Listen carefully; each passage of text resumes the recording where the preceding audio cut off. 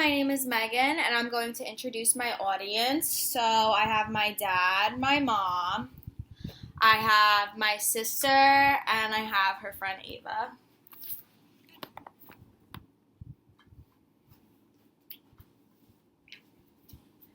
Hi, my name is Megan Maloney, and today I'm here to talk to you about specific pros that only in-person teaching offers.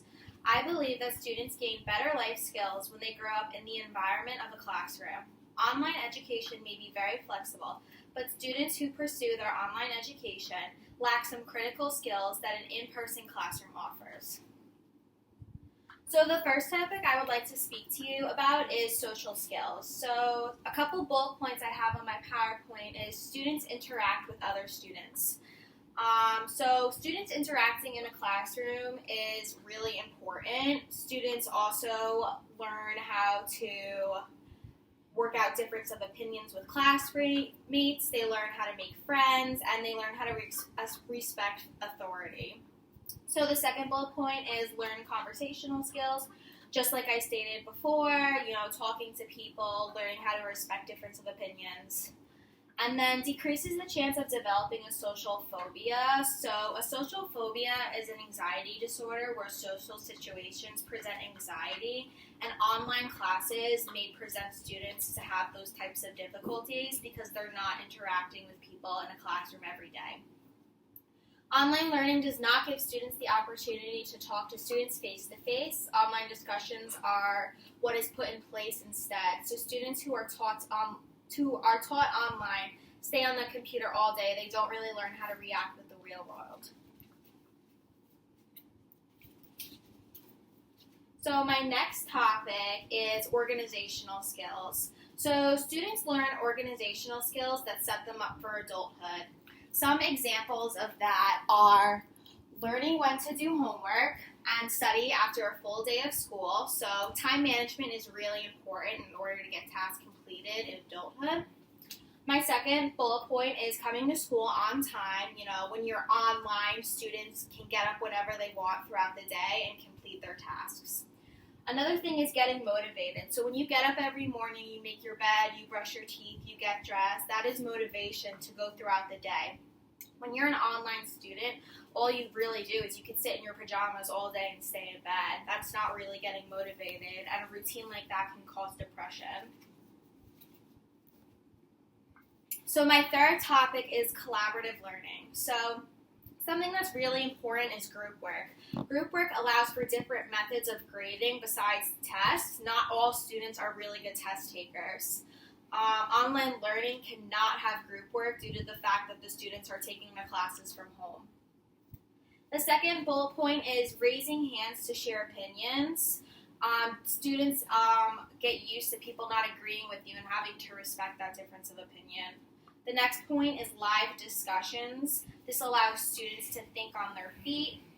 And then collaborative learning also helps students with special needs and disabilities. When you're online, they may not get that one-on-one time.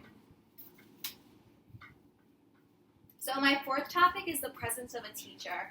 The presence of a teacher stimulates the brain. It gets kids thinking. Teachers are very interactive, and there are less distractions in the classroom. When you're in a classroom, you have your books in front of you and the teacher. When you're home, the lawn guy could be here, mom or dad can be doing something in the kitchen, your dog can be barking. You don't have those types of distractions at school. Students also retain more in person.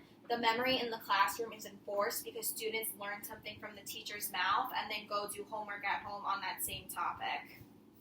And I do realize that although online education is enhancing right now with COVID due to Zoom and other platforms, nothing compares to being lectured in person. I just have a short little video. The overall goal of student-centered learning. Its mission is to create both independent and responsible learners for the future. Now, there are many positive benefits to using a student-centered classroom model. Research has shown that students learn how to express themselves and articulate their individual ideas. Teachers enjoy using this model because students are engaged in their work and on task. Students are constantly working, so that students utilize higher order thinking skills through the inquiry-based learning problem-solving activities. Also, students get to work at their own pace. Remember, it's the students that drive the lesson, not the teacher. Overall, students learn skills that are transferable and will help them adapt to life in the 21st century workplace. Now, I'll ask, what does a student-centered classroom look like? As school administrators roam the room, they should see students working on assignments as the teacher facilitates. Students are allowed to explore their interests. You may see a student performing an experiment on one of their favorite chemistry topics. Students should be working together as a group and building upon each other's knowledge. Cooperative learning frequently takes place in the classroom. The student and teacher should be working hand in hand to achieve mutual learning goals. Here it is really a partnership in learning between the teacher and the student.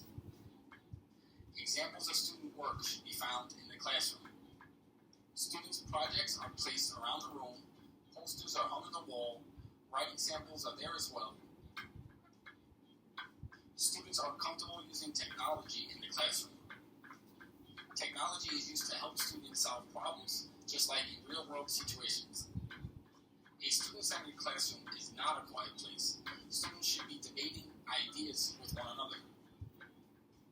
Students are given a voice and feel empowered. Teachers do this by providing their students with choice in their assignments. So this was just a little video on student-centered learning that I felt covered a lot of the points that I talked about. Okay, does anyone have any questions? Yes, Mom.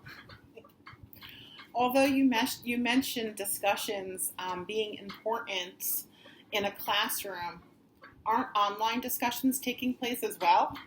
Right, they are taking place online right now due to COVID, but you can't say that when you type online, you really feel like you're getting your full point across. Mm-hmm. Those discussions in school, they're face to face, sometimes groups sit in a circle. That really allows you to hear people out. Can you honestly tell me that you read every single person's discussion? No. Yeah, so there you're not really getting the full view. Right. Everyone could go around in the circle and share their opinion. Mm-hmm. Yes, Dad. What is the biggest difference between, in your opinion, the biggest difference between collaborative learning for online versus classroom? So collaborative learning online can be done through Zoom and those types of platforms, but they're just through a screen. Not everyone can go on at the same time. Last semester, I had students miss all the time.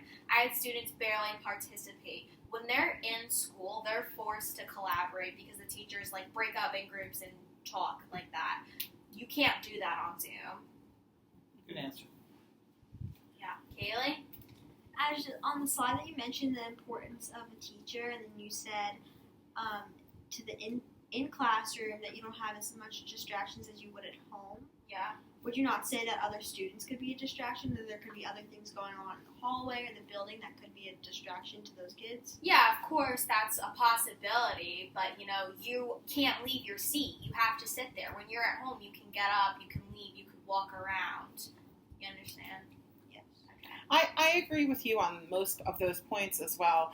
As a teacher myself, I would rather be in the classroom face-to-face with my students versus being on Zoom with them twice a week. Yeah. So I agree with most of everything that you're saying. You made some very good points.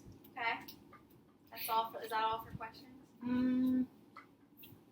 Yeah, I think so. Okay. So, in conclusion, I hope I provided you with good examples of how in-person education is very valuable.